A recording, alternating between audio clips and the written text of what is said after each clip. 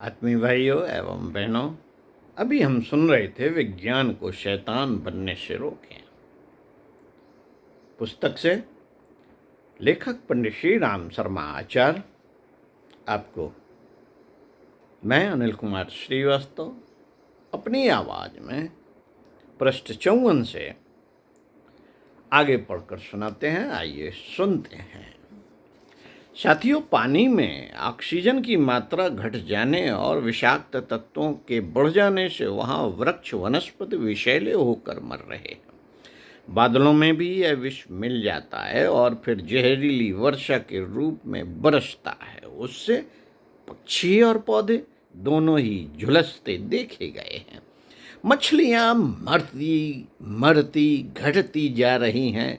जो उन्हें खाते हैं वे बीमार पड़ते हैं। अब वहाँ जहरीली मच्छियों की एक नई जाति विकसित हो रही है जिसे कार्प कहते हैं।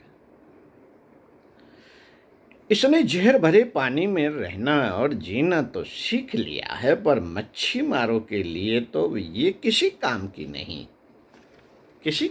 नहीं रही। अमेरिका में हर साल 70 लाख मोटरें 10 करोड़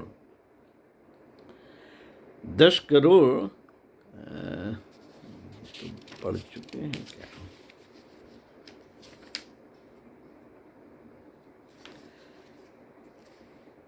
10 करोड़ टायर कचरा बन जाते हैं। ये आंकड़े कुछ साल पहले के हैं। वहाँ 20 करोड़ लोगों के पीछे 8.5 करोड़ मोटरें हैं। अकेले लॉस एंजल्स नगर में 20 लाख आबादी में 10 लाख मोटरें हैं। वहाँ नई मोटर $300 की मिल जाती है। किसी दशा में पुरानी गाड़ियों की मरम्मत महंगी पड़ती है। पुरानी होते ही उन्हें कूड़े में फेंक दिया जाता है। यही हाल मोटरसाइकिलों तथा दूसरी मशीनों का है। यह कचरा कहाँ फेंका जाता रहेगा?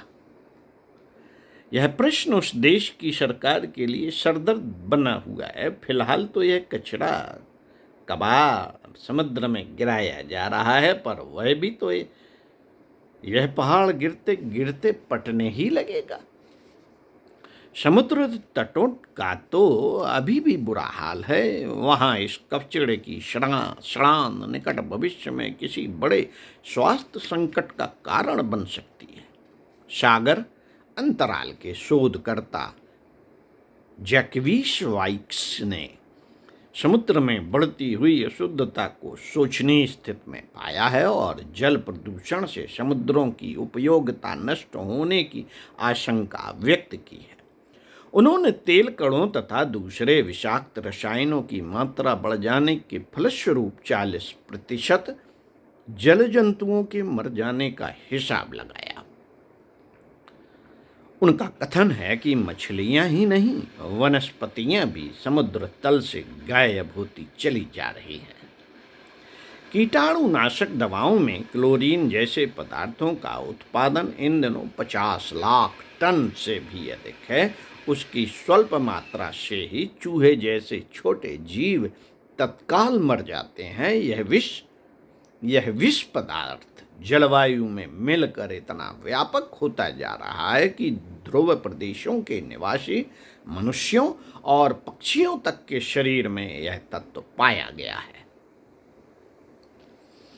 साथियों, कारखाने की गंदगी घूम फिरकर नदी नालों में होती हुई अंततः समुद्र में जा पहुंचती है। वृक्ष वनस्पतियों पर छिड़के जाने वाले कृमिनाशक विष भी वर्षा जल के साथ समुद्र में ही जा पहुंचते हैं। अणु भट्टियों की राख को भी समुद्र में ही प्रश्रय मिलता है। समुद्र विशाल भले ही हो, असीम नहीं है। समुद्र विशाल भले ही हो, असीम नहीं है। विष को पचाने की उसकी भी एक सीमा है। वह मात्रा जब बढ़ रही हो तो समुद्र का विषाक्त होना स्वाभाविक है। जमीन की तरह उस जलराशि में भी वनस्पतियां हैं। इन तैरने वाली वनस्पतियों से ही जल जगत के लिए आवश्यक प्राणवायु उपलब्ध होती है। पृथ्वी पर फैली पड़ी प्राणवायु का एक बहुत बड़ा अंश इन जल वनस्पतियों फिटो प्लैंकटीन से ही मिलता है। समुद्र का जल जैसे जैसे विषाक्त होता जाता है, इन वनस्पतियों का नाश होता जाता है। फलस्वरूप जल तंतुओं के लिए ही नहीं, धरती पर रहने वालों के लिए प्राण संकट उत्पन्न हो रहा है। समुद्र का जल ही बादल बनकर सर्वत्र बरसता है। बादलों में यह विष घुला रहता है और विषैली वर्षा का जल पीकर उगी हुई वनस्पतियां भी वैसी ही बनती जाती हैं। उस घास पर पलने वाले पशुओं का दूध और मांस दोनों ही अभक्ष्य स्तर के बनने लगते हैं। अन्न और शाक फलों में वे अवांछनीय तत्व बढ़कर मानव शरीरों में भी आरोग्य नष्ट करने वाली परिस्थितियां उत्पन्न कर रहे हैं। फिनलैंड के हेलेंस्की क्षेत्र का समीपवर्ती पानी पीने के लायक नहीं रहा, इसलिए 160 मील दूर से अच्छा पानी लाने का प्रबंध करना पड़ता है। साइप्रस के समीपवर्ती समुद्र जल में प्रदूषण भर जाने से उसका पर्यटन उद्योग ठप होता चला जा रहा है। यूनान में एथेंस क्षेत्र खतरे के स्तर तक पहुंच रहा है। नीदरलैंड भी इसी मुश्किल में फंसता चला जा रहा है। उन्होंने सुझाव दिया है कि जहां भी बड़े कारखाने खड़े किए जाएं, वहां प्रदूषण की शुद्धि के लिए कम से कम 3% पूंजी अलग से रखी जाए, अन्यथा आज की औद्योगिक प्रगति कल एक भयंकर संकट बनकर सामने आएगी।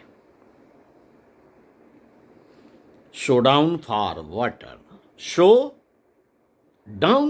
वाटर नामक जल प्रदूषण वाटर पॉल्यूशन पुस्तिका में अमेरिका ने इस समस्या को अत्यंत जटिल, परेशान करने वाली, वर्तमान अस्त्र शस्त्रों से भी भयंकर बताया है और लिखा है कि उस समस्या के हल के लिए किए जा रहे प्रयत्नों से कई गुना वह और भी जटिल होती जा रही है। अमेरिका ने 1965 और 1966 में ऐसे कानून भी बनाए हैं, पर विज्ञान और भारी उद्योगों के विकास के पागलपन के आगे लाखों को मारने और करोड़ों को बीमार बनाने वाली इस मामूली सी समस्या पर कौन ध्यान दे, कौन सोचे। साथियों, इंग्लैंड के साबुन, फिनाइल, डीडीटी और केवल जीवाणुनाशक औषधियों के निर्माण के कारण 45 करोड़ गैलन पानी दूषित कर दिया जाता है। यही पानी बाद में घरों में इस्तेमाल किया जाता है। यही जल जब समुद्र में पहुंचता है तो उसमें से झाग उठने लगते हैं। उसे देखकर कोई भी अनुमान कर सकता है कि यह जल था या केवल मात्र गंदगी बहकर आई।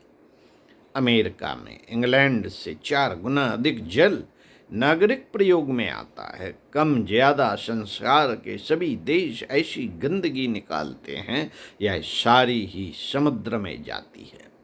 अमेरिका अपने यहाँ की रद्दी समुद्र में झोंक रहा है। कुछ ही दिन पूर्व उसने 1440 प्राणघातक नरवे गैसों के पैकेट भर भर फ्लोरिडा के पास समुद्र में फेंके थे। यह प्रदूषण वहाँ जल ऑक्सीजन नष्ट करता है, वहाँ समुद्र का संतुलन बनाए रखने वाले जीव जंतु और पौधों को भी मारता है। उससे समुद्र की शोभा नष्ट होने की हानि उतनी गंभीर नहीं जितनी उसके अमर्यादित होने की। अगले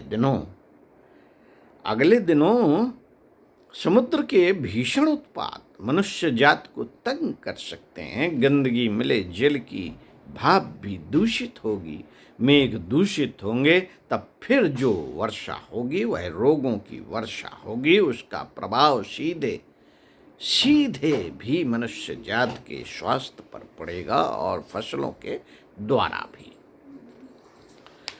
साथियों, जल प्रदूषण के कुछ भयंकर दुष्परिणाम। टोरी कैन्यन नामक एक तेल वाहक समुद्री जहाज ब्रिटेन के पास से गुजर रहा था। 18 मार्च 1967 के दिन जहाज दुर्घटनाग्रस्त हो गया और उसका 30,000 टन तेल समुद्र में गिर गया और देखते देखते 18 मील क्षेत्र में फैल गया। हवा की झोंकों और समुद्री तरंगों के कारण शीघ्र ही वह 100 वर्ग मील क्षेत्र को प्रभावित करने लगा। वही दूषित जल कुछ दिन बाद फ्रांस के तट पर पहुंचा। अब मौतें प्रारंभ होती हैं। अप्रैल 1970 में अलास्का तट, अमेरिका के पास जल प्रदूषण से हजारों पक्षी, समुद्री सिंह और व्हेल मछलियां मरी पाई जाती हैं। 400 सीलों का झुंड इस तेल प्रदूषण की चपेट में आकर जान गंवा बैठा। हजारों समुद्री वृक्ष नष्ट हो गए। दिल्ली में 10 से भी अधिक गंदे नाले यमुना नदी में गिरते हैं। कुछ दिन पूर्व वजीराबाद और ओखला के बीच हजारों मछलियां इस गंदगी से मरी पाई गई। इन मछलियों का व्यावसायिक मूल्य 6 लाख रुपया आंका गया। 1956 में जल की समस्या गंभीर हो गई। सारी दिल्ली में पीलिया रोग ने भयंकर रूप धारण किया। सन 1970 में भयंकर पीलिया होते होते बचा।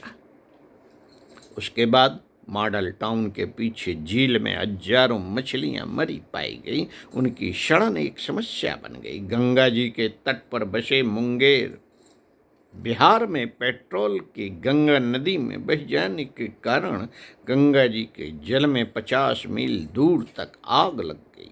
पानी में आग की लपटें उठने लगीं। लोग आश्चर्य और भय से इस कांड को देखते रहे। यह सब इस बात के प्रमाण हैं कि मानवीय सभ्यता ने अपने जीवन के आधार जल को किस बुरी तरह दूषित किया है। उसके क्या दुष्परिणाम अब तक आगे आए हैं और भविष्य कितना अंधकारपूर्ण है। विनाश की इस काली घटा को मात्र दर्शक के रूप में नहीं देखना चाहिए, अपितु दुर्बुद्धि के रावण की काल की पाटी से बंधे वरुण देव की मुक्ति शुद्धि के उपायों पर भी विचार करना चाहिए, अन्यथा उसके घातक दुष्परिणाम प्रस्तुत हो सकते हैं। साथियों, फूंक फूंक कर कदम रखने का समय है ये। ओहिया अनुसंधान परिषद ने फ्लोराइड मिश्रित जल की खामियों को जनसाधारण के सामने प्रस्तुत किया और अपने शोध निष्कर्षों को डेली मेल, संडे डिस्पैच आदि पत्रों में छपवाया, जिसमें उसे प्रयुक्त न करने का परामर्श दिया गया। अमेरिका की कितनी ही स्वास्थ्य संस्थाओं का संयुक्त विरोध सरकार के तथा जनता के सामने प्रस्तुत किया गया था, जिसे उस संयुक्त मोर्चे के अध्यक्ष जे मैकफार्लेन फोर्ब्स ने स्कॉट्समैन आदि पत्रों में विस्तार पूर्वक छपवाया था। इस विरोध पत्र में फ्लोराइड मिश्रित जल की खामियां गिनाई गई थी और कहा गया था कि इससे शोधन के नाम पर विषाक्तता का समावेश होता है। न्यू वर्ग में फ्लोराइड सहित और किंगस्टन में उससे रहित पानी देकर उसके परिणामों की जांच की गई। उसका विवरण पेंगुइन साइंस न्यूज पत्रिका में छपा, जिसमें बताया गया कि इस रासायनिक जल से दांतों की खराबियां और जोड़ों के दर्द की शिकायत उत्पन्न होती है। वर्ल्ड हेल्थ ऑर्गेनाइजेशन के जिनेवा कार्यालय से प्रकाशित एक बुलेटिन में क्लोरीन युक्त पानी के संबंध में कई ख्यातिनाम स्वास्थ्य विशेषज्ञों के लेख छपे हैं, जिनमें प्रायः सभी ने इस रासायनिक सम्मिश्रण का विरोध किया है। पक्ष समर्थन में तो केवल एक ही लेख है, फ्लोरिडा विश्वविद्यालय के रसायन प्रमुख AP ब्लैक का।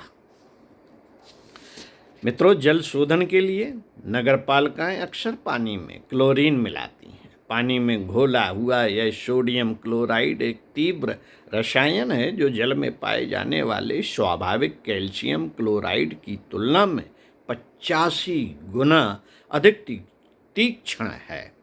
शोधन के लिए प्रयुक्त किया गया वह रसायन एक मंद विष के रूप में पीने वालों के शरीर में प्रवेश करता और जमता चला जाता है। आरंभ में तो उसकी उतनी हानि प्रतीत नहीं होती, पर 30-40 वर्ष बाद उसके दुष्परिणाम कई मंद और तीव्र रोगों के रूप में फूटने लगते हैं। इस तथ्य को समझते हुए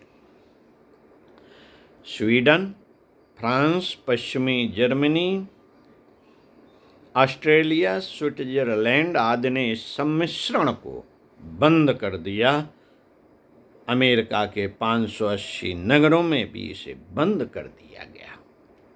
वैज्ञानिक सफलताएं भी अन्य सफलताओं की तरह तब दुर्भाग्यपूर्ण बन जाती हैं जब वे अति उत्साह एवं अहंकार उत्पन्न करती हैं। कुछ एक सफलताओं के कारण अपनी सर्वांगपूर्ण बुद्धिमत्ता का अभिमान किया जाने लगता है और यह भुला दिया जाता है कि कुछ काम की कुछ सीमा तक मिली सफलताओं का अर्थ यह नहीं कि अपना हर चिंतन और हर प्रयास सही या सफल ही होगा। सफलता के लिए क्रिया ही काफी नहीं, सतर्कता भी आवश्यक है। भूल न होने पाए इस पक्ष को ध्यान में रखकर फूंक फूंक कर कदम बढ़ाने की नीति यदि छोड़ दी जाए और जल्दबाजी में कुछ भी कर गुजरा जाए तो ऐसे ही दुष्परिणाम सामने आ सकते हैं, जैसे कि जल शोधन संबंधी प्रयास की त्रुटि के संदर्भ में सामने आ रहे हैं। ओम शांति। पंडित श्री राम शर्मा आचार्य। इसी क्रम में आगे का विषय चिल्लाइए मत, कान फट रहे हैं। इस विषय पर आपको परम पूज्य गुरुदेव के विचारों को आपको पढ़कर सुनाएंगे। ओम शांति।